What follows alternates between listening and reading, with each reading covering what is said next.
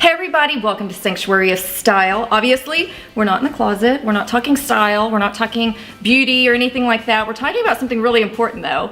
I'm here with my girlfriend Juliana again. Hello. And congratulations are in order, she got engaged yesterday. I know, I'm so super awesome. excited, very excited about it. Completely caught me off guard, I had no clue, which I think is... Really? Yeah, I enjoyed that, I appreciated that. Yeah. But yeah, you know, tell me, you've been married for 8 years.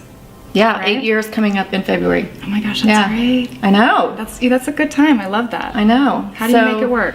If there's 3 things that you can remember, first of all, never stop acting like your husband's girlfriend. Yes. It is so important. Women, for some reason, and especially when kids come along, I understand, you go into mommy mode across the board, and your husband does not want you to mommy him. So you really do have to keep the flirting going, the texting. Hey honey, I'm just thinking about you. He has to do the same thing. It just can't be the nagging, what chores have you done? Bills that need to be paid, and you know, that kind of thing that I think people just naturally go into. You know, do the sexy things, the fun things, and the flirty things, the things that you do now that he loves and admires. You know, women need to keep that going after you say I do. For some reason, so many people stop. A lot of people don't continue with the hot dates. Exactly. We call them hot dates. Hot dates. You got to keep up the hot date night. I agree with that. I absolutely agree with that. Yeah, that's great. What else?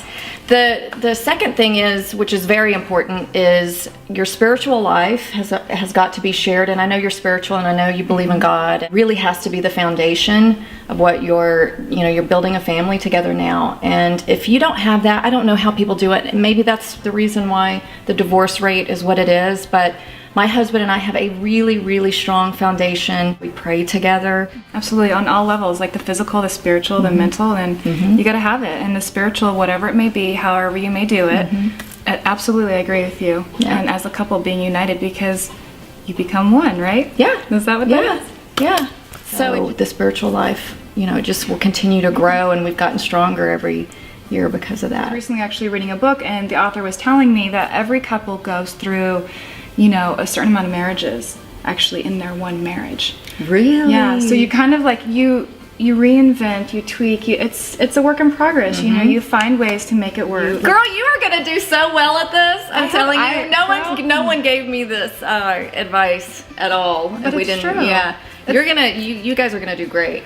You know, right out of the gate, you're gonna do great. Well, we're on the same tune as being balanced. Like, that's the most important thing, because if you're not balanced as an individual, you're not going to be balanced as a couple. So true. And the third thing is, all the books talk about it, Dr. Phil talks about it, everyone, it's communication. I struggle with it. You know, I grew up not really communicating. I was kind of stubborn.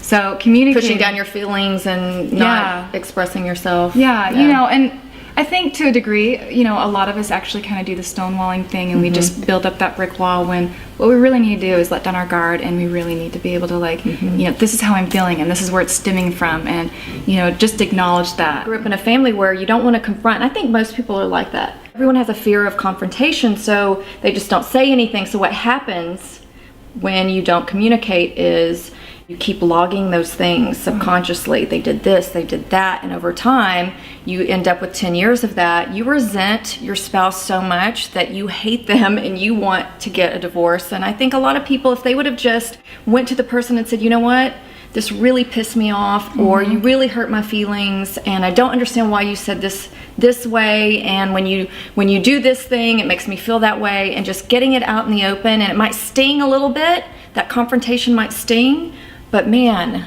it solves so many issues in the long run. We say, I just need a hug. I don't need you to figure out my problems. I don't need anything. I just need for you to make me feel safe or whatever. And he's like, but you know, it's really difficult to hug a cactus. Yeah. Oh. You know, where if I'm like freaking out. And over time, you know, we've been married almost 8 years. He knows to do that. When I'm upset, it's like, you know, a great douse of water on the fire. It just dissipates, and I feel better, and I feel safe, and I can let my guard down. So, well, we'll have to come back in 8 years and see how she's doing, and you guys are gonna have gorgeous children. I hope so. Oh my gosh. Yep, I'm praying for it. Yeah, congratulations. Thank you.